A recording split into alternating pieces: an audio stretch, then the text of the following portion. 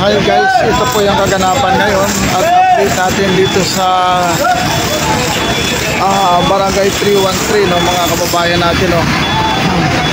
Kung saan po ay yan, ito na lang natira. Hanggang third floor na lang, yung flooring ng third floor no, mga kababayan natin no. Ayan. Ayan po mga kababayan natin no. Ito yung train.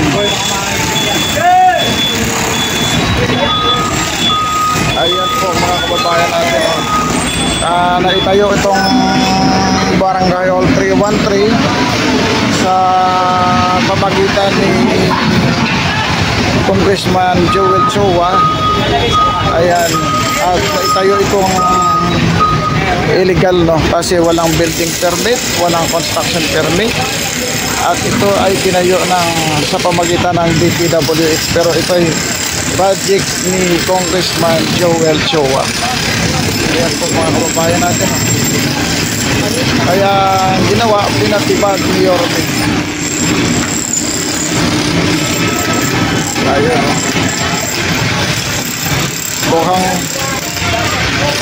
Mukhang minamadali na. Ayan no. Grabe.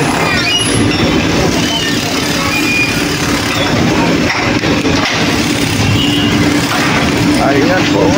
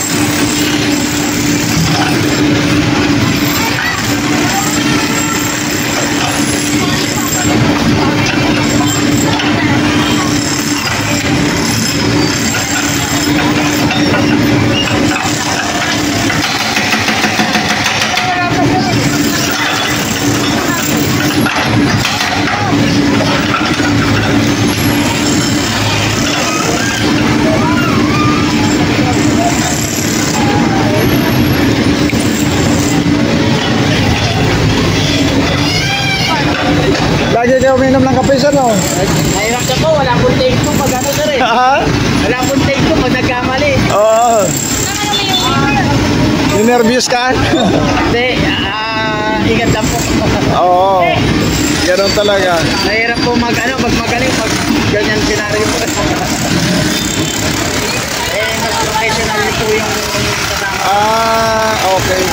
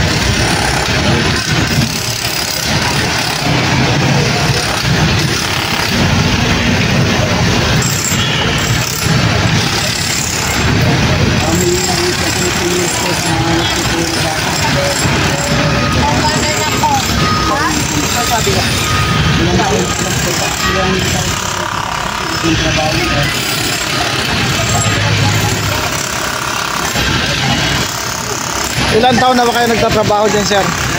Ilan taon na kayo nagtatrabaho? 3 years po. Pero ngayon lang naka-encounter kayong ganyan. Hindi naman po. Kasi dito po kasi, marami po pwedeng madamay. Opo, Kaya may istilahan. kumilos ng ano po. Bigla-bigla. Opo. Itong kasama ko po, kaya kada galaw ko, humingi ako ng second opinion na kung anong gagawin. Kasi Tama mas yan. veterano po yun sa akin. Oo.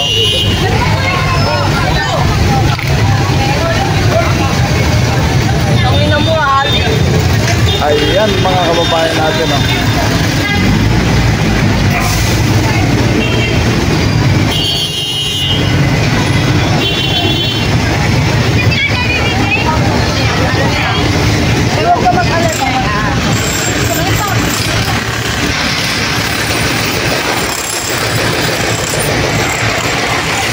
Ito pa, isa ulit. Ha? Hawak ko eh. Bakit? Nabalik ko yung ano ba? Ang kasi sulag ko natin ano. Tropa uli kayo guys ha. Lipat kayo dito. Mga viewers, si Kayabanes, lipat kayo kay Kalye TV.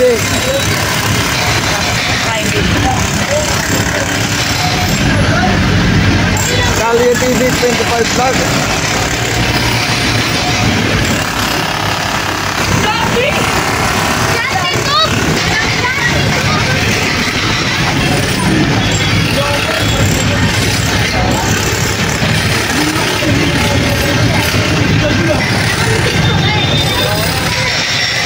Dami palang viewers ni Yabanes, oh.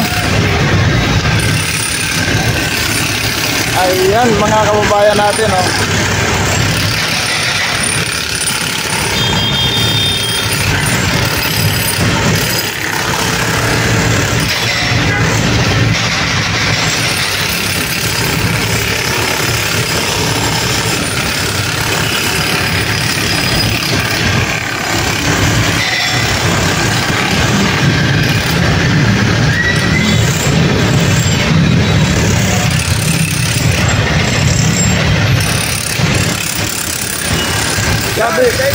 Salamat tropa. Sabi ko, lipat sila sa akin, eh.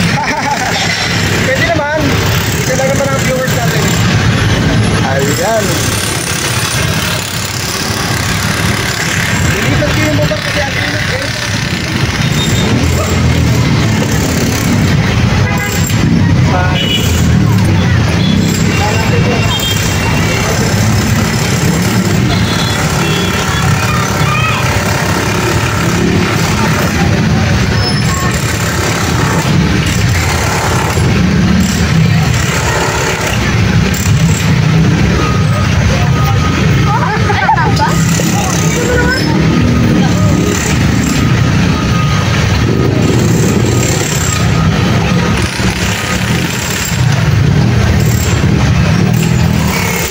Ayan, guys, oh.